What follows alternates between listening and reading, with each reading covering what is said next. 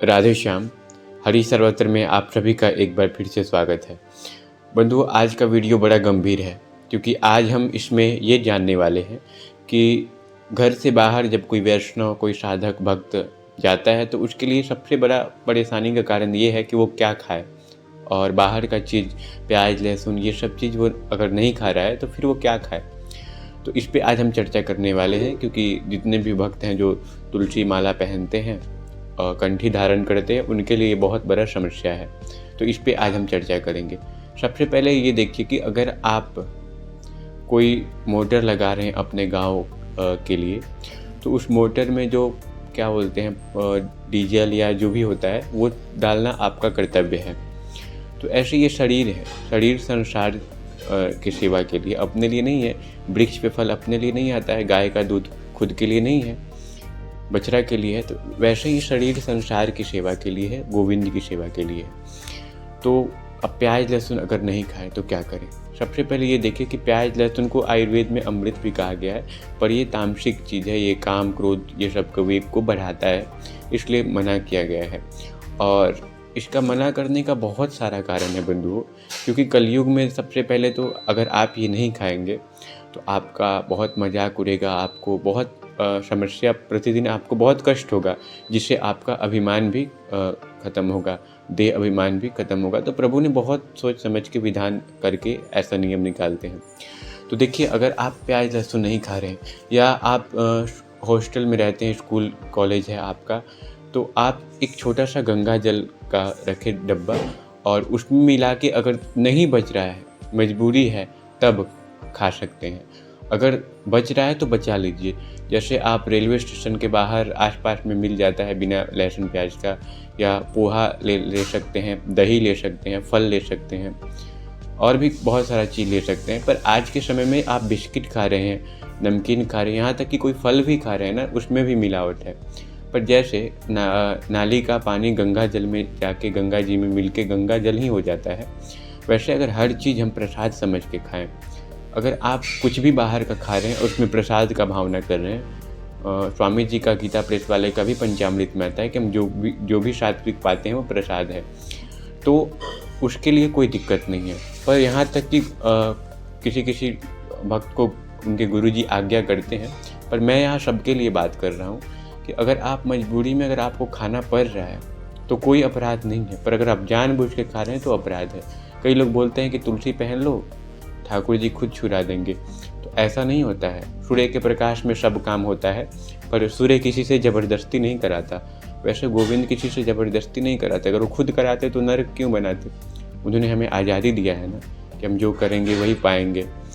तो ऐसे अब देखिए, जैसे आप नहीं खाएंगे प्याज लहसुन, ठीक है, और आपका शरीर एकदम दुबला हो जाएगा, आप कमज़ोर हो जाएंगे, तो गोविंद का ही तो नाम खराब होगा ना। ये देखो ठाकुर जी का भक्त है, प्याज लहसुन छोड़ दिया और कैसे इसका शरीर हो गया। तो हमें उनका लाज रखना है ना, तो हमें अपने ऊपर ध्यान उनके लिए देना होगा। सबको पता है शरीर संसार के लिए है, पर उनका लाज रखने के लिए शरीर को जो भी देना होगा खाने के लिए, उसको देना है, अच्छे से रहना है। तो अगर आप खा रहे हैं, जैसे अब समोसा हो गया या जो भी पिज्ज़ा बर्गर, ये सब अगर ये आप स्वाद के लिए खा रहे हैं तो ये अपराध में आ जाएगा। अगर आपको नहीं कुछ मिल रहा है खाने के लिए, मजबूरी है, तो वहाँ पे आप खा सकते हैं, प्रार्थना करके, माफ़ी मांग के, क्षमा करके, और प्रसाद का भावना करके, या गंगा जल रख के एक दो बूंद डाल के उसमें आप वो खा सकते हैं। पर ऐसे नहीं कि जहाँ मन करे वहाँ आप खाने लगे, ये अपराध की श्रेणी में आएगा। क्योंकि यहाँ पे तुलसी है, तो जो भी नीचे जाता है ना, वो गोविंद का प्रसाद हो जाता है।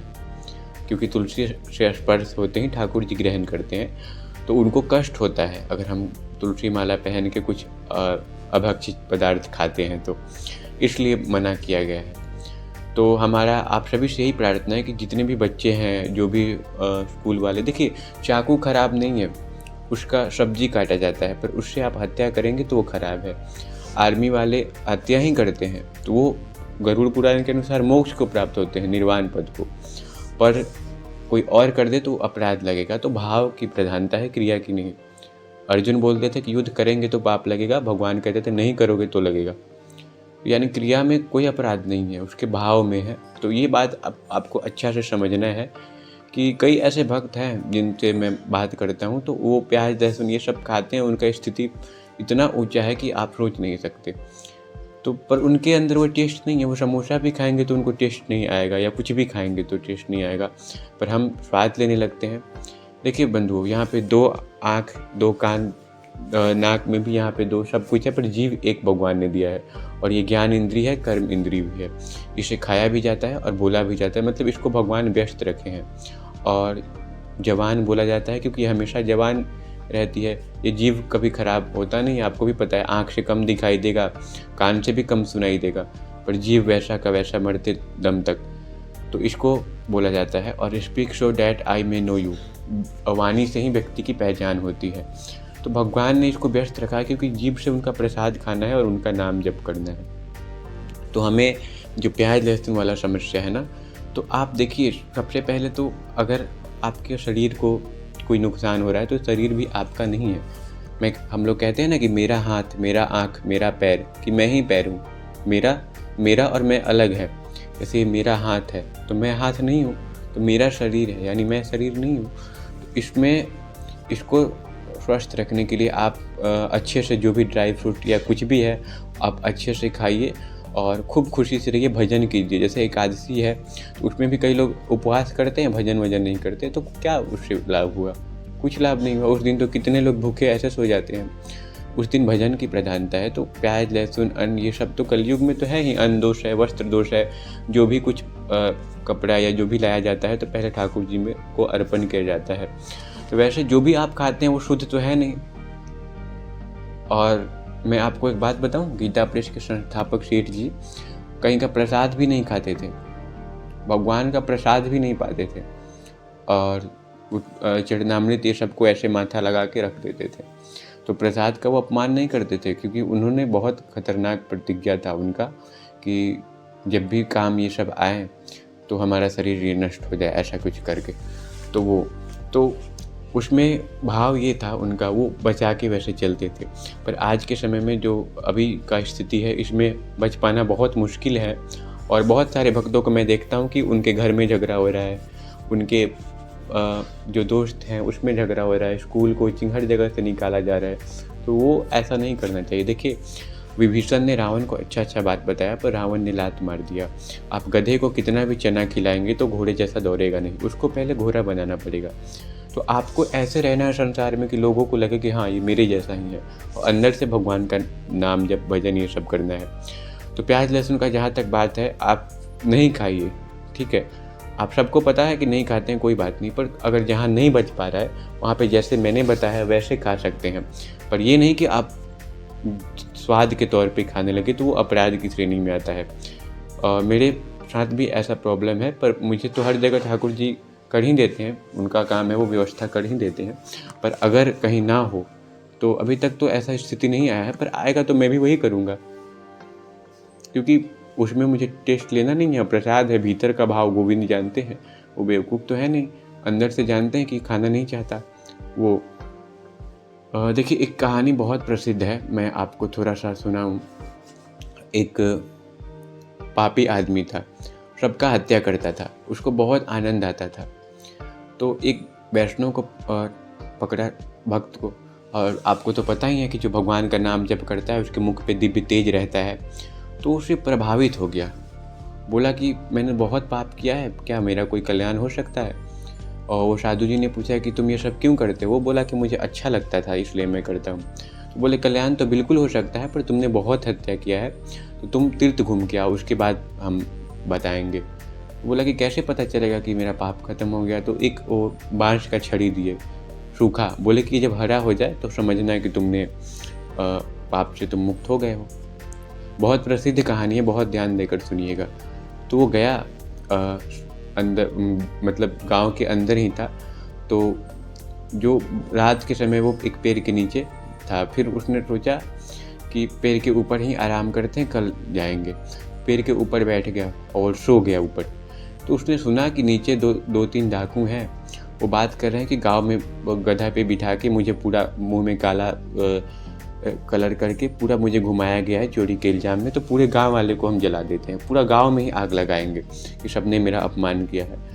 तो उसने सोचा कि हम तो पाप से मुक्त होने ही जा रहे हैं और मेरे कारण ये पूरा गांव बच जाएगा, तो 3-4 लोग हैं, इसको हम मार देते हैं। वो तो डाकू था ही, बड़ा सा चाकू रखा था, नीचे कूदा और सबको मार दिया। और जैसे मारा उसका जो छड़ी था वो हरा हो गया। गुरुजी के पास आया, बोला गुरुजी मेरा छड़ी हरा हो गया, मैं पाप से मुक्त। तो गुरुजी पूछे कि क्या किए? वो बोला कि मैंने 4 हत्या और किया, और तो कुछ किया नहीं। तो वहाँ पे हत्या का भाव अलग था, किया वही काम, पहले भी वही करता था पर भाव अलग था। तो आप भी वही काम करेंगे पर भाव अलग है। एक होता है स्वाद के तौर पे खाना। तो जितने भी बंधु संत महात्मा हैं वो शरीर में नहीं रहते, लेकिन वो हिमालय भी नहीं जाते, क्योंकि कलयुग में संन्यास नहीं लेना है, मना के भगवान ने मना किया है। तो फिर भी वो व्यवहार करते हैं ना, घर में शरीर में रहते हैं ना, अपने को पुरुष स्त्री जो भी वो हैं वो मानते हैं ना, पर वो शरीर नहीं, वो आत्मा रूप में स्थित रहते हैं। पर उनको भी वो व्यवहार करना पड़ता है। तो ठाकुर जी के लिए आपको भी वो व्यवहार करना पड़ेगा, और आपके अंदर वो लगन होगा तो गोविंद खुद व्यवस्था कर देंगे।